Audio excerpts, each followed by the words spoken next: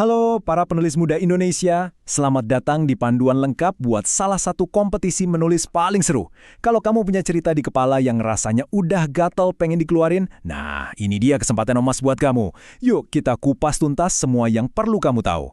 Oke, pertama-tama, siapa sih yang ngadain acara ini? Kompetisi ini bukan main-main loh.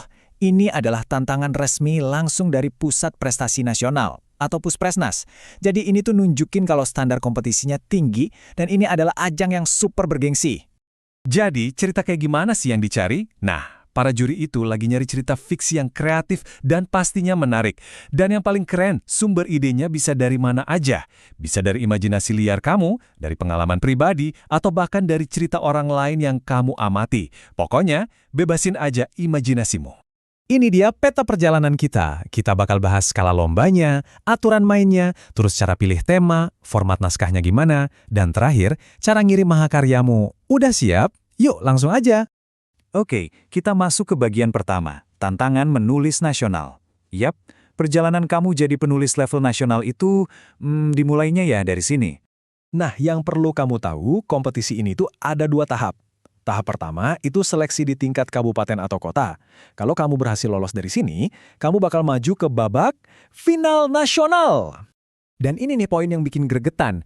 Cuma bakal ada satu pemenang dari tiap kabupaten atau kota yang bisa maju ke tingkat nasional. Jadi bisa jadi wakil daerahmu itu, sebuah kehormatan banget. Emang sih persaingannya bakal ketat, tapi jelas padan. Lanjut ke bagian kedua, aturan emas pendaftaran. Dengerin baik-baik ya. Anggap aja ini bukan aturan yang mengekang, tapi semacam panduan penting biar kamu bisa sukses. Ada 4 aturan utama yang ini nih, harga mati, nggak bisa ditawar. 1. Ceritanya harus 100% orisinal, murni ide dari kepala kamu sendiri. 2. Harus kamu yang nulis. Ya, jangan pakai AI. 3. Pakai bahasa Indonesia yang baik dan benar. Dan yang terakhir, ceritanya belum pernah kamu publikasiin dimanapun sebelumnya. Biar makin nempel di kepala, kita lihat perbandingannya ya. Yang boleh kamu lakukan, nulis dari imajinasi kerenmu. Yang jangan kamu lakukan, pakai program AI buat nulisin cerita. Boleh, bikin cerita yang benar-benar baru dan fresh khusus buat lomba ini.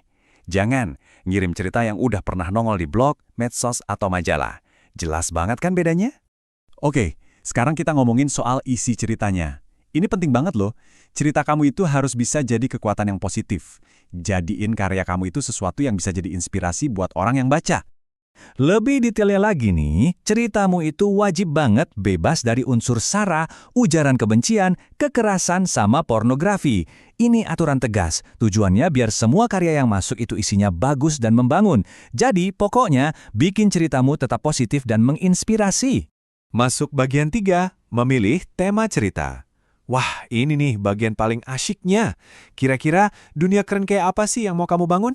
Jadi, panitia udah nyiapin 3 tema besar yang bisa kamu pilih. Ingat ya, kamu cuma perlu pilih 1. Ada menjaga bumi, terus aku dan pahlawanku, atau merawat budaya dan tradisi. Kira-kira tema mana nih yang paling klik sama kamu? Nah, ini dia kabar baiknya.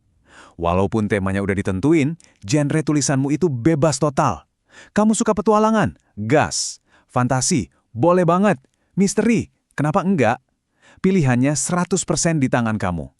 Ini kesempatan buat nunjukin gaya tulisanmu yang unik. Oke, sekarang kita geser ke bagian 4, format naskah. Nah, ini mungkin kedengarannya agak teknis, tapi ini super penting biar karyamu kelihatan profesional. Nah, slide ini bisa kamu screenshot, jadi contekan terbaik kamu. Beneran deh, ikutin semua spek ini. Kenapa? Soalnya format yang rapi itu bikin juri gampang bacanya dan bisa fokus ke cerita kamu yang keren itu. Jadi inget ya, kertas A4, font Calibri, ukuran 12, spasi 1,5, terus marginnya 2,54 cm di semua sisi. Dan yang paling penting, panjang ceritanya harus di antara 500 sampai 1.700 kata. Nggak boleh kurang, nggak boleh lebih. Sekarang, catat juga nih apa yang nggak boleh ada di naskah. Jangan masukin gambar sampul atau ilustrasi apapun di dalam cerita. Terus, jangan juga nulis kesimpulan atau pesan moral yang gamblang banget di akhir. Biarin aja pembaca yang mikir dan nangkep pesannya sendiri. Itu lebih keren. Nah, sebaliknya, ini yang wajib ada. Kamu harus cantumin cabang lombanya, yaitu lomba menulis cerita, terus judul ceritamu, nama lengkap, nama sekolah, kabupaten kota, dan provinsi kamu. Pastiin semua ini ada, jangan sampai ada yang kelewat satupun. Dan kita sampai di bagian terakhir. Bagian 5. Cara mengirimkan ceritamu. Ini dia langkah final dari petualangan menulismu. Semangat! Gampang kok, cuma ada 5 langkah. 1. Pastiin naskahmu udah final. 2.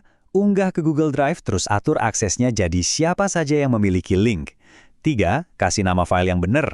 4. Unggah juga surat pernyataan keaslian yang udah kamu tanda tanganin. Dan kelima, tinggal submit link Google Drive-nya di portal resmi lomba. Gampang kan?